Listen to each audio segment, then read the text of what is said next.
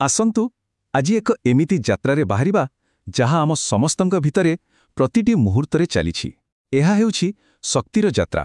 ଆମେ ଏହାର ଆରମ୍ଭ କରିବା ଏକଦମ ମୂଳ ଉତ୍ସ ମାନେ ସୂର୍ଯ୍ୟଙ୍କଠାରୁ ଆଉ ପହଞ୍ଚିବା ଆମ ଶରୀର ଭିତରେ ଥିବା କୋଟି କୋଟି କୋଷ ପର୍ଯ୍ୟନ୍ତ। ତେବେ ପ୍ରସ୍ତୁତ ତ? ଚାଲନ୍ତୁ ଏହି ରୋମାଞ୍ଚକର କାହାଣୀକୁ ଏକାଠି ବୁଝିବା। ଆମ ଯାତ୍ରାର ଆରମ୍ଭ ଗୋଟେ ବହୁତ ସରଳ ପ୍ରଶ୍ନରୁ। ଜଣେ ମଣିଷ ଆଉ ଗୋଟିଏ ଗଛ, ଏମାନଙ୍କ ଭିତରେ କ'ଣ ସମାନତା ଥାଇପାରେ? ଟିକେ ଭାବିଲେ ଏହାର ଉତ୍ତର ସବୁ ଜୀବଜନ୍ତୁଙ୍କର ସବୁଠୁ ମୂଳ ଆବଶ୍ୟକତା ଭିତରେ ହିଁ ଲୁଚି ରହିଛି। ଆଉ ତାହା ହେଉଛି ବଞ୍ଚି ରହିବା ପାଇଁ ଦରକାର ହେଉଥିବା ଶକ୍ତି। ତେବେ ଏହି ଯାତ୍ରାର ପ୍ରଥମ ପାଦରେ ଆସନ୍ତୁ ଦେଖିବା ପ୍ରତ୍ୟେକ ଜୀବନ୍ତ ପ୍ରାଣୀକୁ ଇନ୍ଧନର ଆବଶ୍ୟକତା କାହିଁକି ପଡ଼େ। ଦେଖନ୍ତୁ, ଯେମିତି ଗୋଟେ ଗାଡ଼ିକୁ ଚାଲିବା ପାଇଁ ପେଟ୍ରୋଲ ଦରକାର, ଠିକ୍ ସେମିତି ଆମ ଜୀବନରେ ଇଞ୍ଜିନକୁ ଚଲାଇବା ପାଇଁ ଆମକୁ ଖାଦ୍ୟ ରୂପକ ଇନ୍ଧନ ଦରକାର। ଏହି ସବୁକିଛିର କେନ୍ଦ୍ରରେ ଅଛି ଗୋଟିଏ ଶବ୍ଦ, ଚୟାପଚୟ ବା ମେଟାବୋଲିଜମ୍। କଳ୍ପନା କରନ୍ତୁ ତ, ଆମ ଶରୀରର ପ୍ରତିଟି କୋଷ ଭିତରେ ଗୋଟେ ଛୋଟ ରାସାୟନିକ କାରଖାନା ଚାଲିଛି, ଆଉ ଏହି କାରଖାନା କେବେ ବି ବନ୍ଦ ହୁଏନି। ଏଠାରେ ଚାଲୁଥିବା ପ୍ରକ୍ରିୟା ହିଁ ଆମକୁ ବଞ୍ଚେଇ ରଖେ ଆଉ କାମ କରିବାକୁ ଶକ୍ତି ଯୋଗାଏ। ମଜା କଥା ହେଉଛି, ମେଟାବୋଲିଜିମ୍ର ଦୁଇଟା ମୁଖ୍ୟ ଦିଗ ଅଛି, ଯାହା ଦେଖିବାକୁ ପରସ୍ପରର ବିପରୀତ କିନ୍ତୁ ପ୍ରକୃତରେ ପରସ୍ପର ଉପରେ ନିର୍ଭରଶୀଳ। ଗୋଟିଏ ହେଲା ଚୟ ବା ଆନାବୋଲିଜିମ୍, ଯାହା ଶକ୍ତିକୁ ବ୍ୟବହାର କରି ନୂଆ ଟିସ୍ୟୁ ତିଆରି କରେ, ମାନେ ଏହା ଗଢ଼ିବାର କାମ କରେ। ଆଉ ଅନ୍ୟଟି ହେଲା ଅପଚୟ ବା କାଟାବୋଲିଜିମ୍, ଯାହା ଖାଦ୍ୟକୁ ଭାଙ୍ଗି ଶକ୍ତି ବାହାର କରେ, ମାନେ ଭାଙ୍ଗିବାର କାମ କରେ।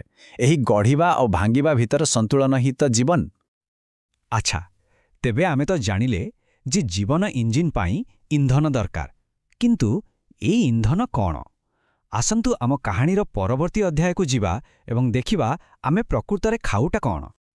ଆମ ଶରୀରକୁ ଠିକ୍ ଭାବେ ଚଳାଇବା ପାଇଁ ଗୋଟେ ସୁପରହିରୋ ଟିମ୍ ଦରକାର, ଆଉ ସେହି ଟିମ୍ରେ ଅଛନ୍ତି 6 ପ୍ରକାରର ମୁଖ୍ୟ ପୋଷକ ତତ୍ତ୍ୱ।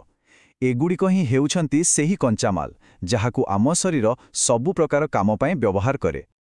ଏହି ଟିମ୍ର ପ୍ରତ୍ୟେକ ସଦସ୍ୟଙ୍କର ଗୋଟେ ଖାସ୍ କାମ ଅଛି। ଶ୍ୱେତସାର ମାନେ କାର୍ବୋହାଇଡ୍ରେଟ୍ ତୁରନ୍ତ ଶକ୍ତି ଦିଏ। ପୁଷ୍ଟିସାର ବା ପ୍ରୋଟିନ୍ ହେଉଛି ଆମ ଶରୀରର ବିଲ୍ଡିଂ ବ୍ଲକ୍ସ, ଯାହା ଗଠନ ଆଉ ମରାମତି କରେ। ସ୍ନେହସାର ବା ଫ୍ୟାଟ୍ ଶକ୍ତି ସଞ୍ଚୟ କରେ ଆଉ କୋଷଝିଲି ତିଆରିରେ ସାହାଯ୍ୟ କରନ୍ତି।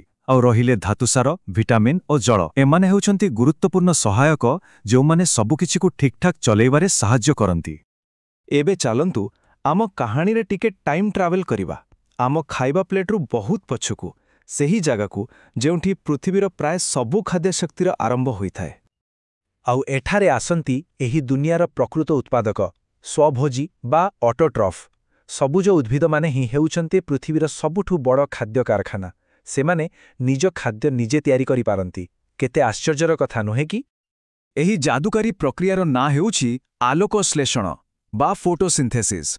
ଏହା ହେଉଛି ସେହି ପ୍ରକ୍ରିୟା ଯେଉଁଥିରେ ସୂର୍ଯ୍ୟଙ୍କ ଆଲୋକ ଶକ୍ତିକୁ ଧରି ତାକୁ ଏମିତି ଏକ ରାସାୟନିକ ଶକ୍ତିରେ ବଦଳାଯାଏ ଯାହାକୁ ଜୀବଜଗତ ବ୍ୟବହାର କରିପାରିବ। ଏହାକୁ ସରଳ ଭାବରେ ବୁଝିଲେ ଏହାର ଦୁଇଟି ପର୍ଯ୍ୟାୟ ଅଛି। ପ୍ରଥମେ ଆଲୋକ ପ୍ରକ୍ରିୟାରେ ଗଛ ସୂର୍ଯ୍ୟକିରଣରୁ ଶକ୍ତି ନେଇ ଜଳକୁ ଭାଙ୍ଗେ ଆଉ ଏଟିପି ଓ NADPH ନାମକ ଛୋଟ ଛୋଟ ଶକ୍ତି ବ୍ୟାଟେରୀ ତିଆରି କରେ। ତାପରେ ଅନ୍ଧକାର ପ୍ରକ୍ରିୟାରେ ସେହି ବ୍ୟାଟେରୀର ଶକ୍ତିକୁ ବ୍ୟବହାର କରି ବାୟୁମଣ୍ଡଳରୁ ଅଙ୍ଗାରକାମ୍ଳ ନେଇ ତାକୁ ଗ୍ଲୁକୋଜ୍ ବା ଶର୍କରାରେ ପରିଣତ କରେ, ଯାହାକି ତାର ଖାଦ୍ୟ। ହେଲେ ଗଛମାନେ ତିଆରି କରିଥିବା ଏହି ଶକ୍ତି କେବଳ ସେମାନଙ୍କ ପାଖରେ ରହେ ନାହିଁ। ଏହା ଏକ ବିରାଟ ଖାଦ୍ୟଜାଲ ମାଧ୍ୟମରେ ଅନ୍ୟ ସମସ୍ତଙ୍କ ପାଖକୁ ପହଞ୍ଚିଥାଏ। ଏବେ ଆସେ ଆମ ପାଳି। ଆମେ ସମସ୍ତେ ହେଉଛୁ ପରଭୋଜୀ ବା ହେଟେରୋଟ୍ରଫ୍। ଏହାର ଅର୍ଥ ହେଉଛି ଆମେ ସେହି ସବୁ ଜୀବ ଯେଉଁମାନେ ନିଜର ଖାଦ୍ୟ ତିଆରି କରିପାରନ୍ତି ନାହିଁ ଏବଂ ଶକ୍ତି ପାଇଁ ସ୍ୱଭୋଜୀମାନଙ୍କ ଉପରେ ସିଧାସଳଖ ବା ପରୋକ୍ଷ ଭାବେ ନିର୍ଭର କରନ୍ତି। ପରଭୋଜୀ ହେବାର ମଧ୍ୟ ଅନେକ ଉପାୟ ଅଛି। କିଛି ପ୍ରାଣୀ ସମ ପୋଷଣ କରନ୍ତି, ଯେମିତି ଅଧିକାଂଶ ପଶୁପକ୍ଷୀ ସିଧା ଖାଦ୍ୟ ଖାଆନ୍ତି। କିଛି ମୃତୋପଜୀବୀୟ ହୋଇଥାନ୍ତି, ଯେମିତି ଛତୁ, ଯିଏ ମଲା ଜିନିଷରୁ ଖାଦ୍ୟ ପାଏ। କିଛି ପରଜୀବୀୟ ଭାବେ ଅନ୍ୟ ଜୀବ ଉପରେ ନିର୍ଭର କରନ୍ତି। ଆଉ ସବୁଠୁ ଆକର୍ଷଣୀୟ ହେଉଛି ସହଜୀବୀୟ ପୋଷଣ, ଯେଉଁଠି ଉଭୟଙ୍କୁ ଲାଭ ମିଳେ। ଏହାର ଏକ ବଢ଼ିଆ ଉଦାହରଣ ହେଉଛି ଆମ ଅନ୍ତନଳୀରେ ଥିବା କୋଲାଇ ବ୍ୟାକ୍ଟେରିଆ। ଭଲ କଥା। ଏବେ ଆମ ଯାତ୍ରା ତାର ଅନ୍ତିମ ପର୍ଯ୍ୟାୟରେ ପହଞ୍ଚିଛି। ଖାଦ୍ୟ ଆମ ଶରୀର ଭିତରକୁ ଗଲା ପରେ କ'ଣ ହୁଏ? ଚାଲନ୍ତୁ ଏବେ ଆମ ଶରୀର ଭିତରେ ଥିବା ଏହି ଅଦ୍ଭୁତ ପ୍ରୋସେସିଂ ପ୍ଲାଣ୍ଟ ଭିତରକୁ ଯିବା। ମଣିଷର ପାଚନତନ୍ତ୍ର ଗୋଟେ ବହୁତ ଲମ୍ବା ନଳୀ, ଯାହାର ଲମ୍ବ ପାଖାପାଖି 6ରୁ 9 ମିଟର। ଆପଣ ଭାବିପାରୁଛନ୍ତି? ଏହାକୁ ପାକନଳୀ କୁହାଯାଏ। ଏହିଠାରେ ହିଁ ଆମେ ଖାଉଥିବା ଜଟିଳ ଖାଦ୍ୟକୁ ଯାନ୍ତ୍ରିକ ଏବଂ ରାସାୟନିକ ଭାବେ ଭଙ୍ଗାଯାଏ। ଆଉ ସବୁକିଛି ଆରମ୍ଭ ହୁଏ ପାଟିରୁ। ଆମ ଦନ୍ତ ଖାଦ୍ୟକୁ ଛୋଟ ଛୋଟ କରି ଭାଙ୍ଗିଦିଏ, ଯାହା ହେଉଛି ଯାନ୍ତ୍ରିକ ପାଚନ। ଠିକ୍ ସେହି ସମୟରେ ଲାଳରେ ଥିବା ଅମାଇଲେଜ୍ ନାମକ ଏକ ଏନ୍ଜାଇମ୍ ଶ୍ୱେତସାର ଉପରେ ତାର କାମ ଆରମ୍ଭ କରିଦିଏ। ଏଇଠୁ ହିଁ ରାସାୟନିକ ପାଚନ ଆରମ୍ଭ ହୁଏ। ତାପରେ ଖାଦ୍ୟ ଯାଇ ପହଞ୍ଚେ ପାକସ୍ଥଳୀରେ। ଏହାକୁ ଆପଣ ଏକ ଏସିଡ୍ ବାଥ୍ ବୋଲି କହିପାରିବେ। ଏଠାରେ ଥିବା ଶକ୍ତିଶାଳୀ ଅମ୍ଳୀୟ ପରିବେଶରେ ପେପ୍ସିନ୍ ନାମକ ଏନ୍ଜାଇମ୍ ପୁଷ୍ଟିସାର ବା ପ୍ରୋଟିନ୍କୁ ଭାଙ୍ଗିବା ଆରମ୍ଭ କରେ। ଏହାପରେ ଆସେ ଏହି ପୂରା ପ୍ରକ୍ରିୟାର ମୁଖ୍ୟ ମଞ୍ଚ, କ୍ଷୁଦ୍ରାନ୍ତ୍ର। ଏହିଠାରେ ହିଁ ଅଗ୍ନାଶୟ ଓ ଯକୃତର ସାହାଯ୍ୟରେ ପାଚନ କ୍ରିୟାର ଅଧିକାଂଶ କାମ ଶେଷ ହୁଏ। ଆଉ ସବୁଠୁ ଗୁରୁତ୍ୱପୂର୍ଣ୍ଣ କଥା ହେଲା, ସମସ୍ତ ପୋଷକ ତତ୍ତ୍ୱ ଏହିଠାରୁ ହିଁ ଶୋଷିତ ହୋଇ ରକ୍ତରେ ମିଶେ। ଦେଖନ୍ତୁ, ଏହି ଏନ୍ଜାଇମ୍ଗୁଡ଼ିକ ଏକ ସ୍ୱତନ୍ତ୍ର ଚାବି ପରି କାମ କରନ୍ତି। ଆମାଇଲେଜ୍ ଶ୍ୱେତସାରକୁ ଭାଙ୍ଗି ଗ୍ଲୁକୋଜ୍ରେ, ପ୍ରୋଟିଏଜ୍ ପୁଷ୍ଟିସାରକୁ ଭାଙ୍ଗି ଆମିନୋ ଏସିଡ୍ରେ ଏବଂ ଲାଇପେଜ୍ ସ୍ନେହସାରକୁ ଭାଙ୍ଗି ଫ୍ୟାଟି ଏସିଡ୍ରେ ପରିଣତ କରେ। ଏଗୁଡ଼ିକ ଏତେ ସରଳ ହୋଇଯାଏ ଯେ ଆମ ଶରୀର ତାକୁ ସହଜରେ ବ୍ୟବହାର କରିପାରିବ। ଆଉ ଏହା ହେଉଛି ଆମର ଏହି ଲମ୍ବା ଯାତ୍ରାର ପୁରସ୍କାର। ଏହି ସରଳ ପୋଷକ ତତ୍ତ୍ୱଗୁଡ଼ିକ ରକ୍ତସ୍ରୋତରେ ମିଶି ଶରୀରର କୋଣ ଅନୁକୋଣରେ ଥିବା ପ୍ରତ୍ୟେକ କୋଷ ପାଖରେ ପହଞ୍ଚନ୍ତି, ଆଉ ସେଠାରେ ଶକ୍ତି, ବୃଦ୍ଧି ଓ ମରାମତି କାମରେ ଲାଗନ୍ତି।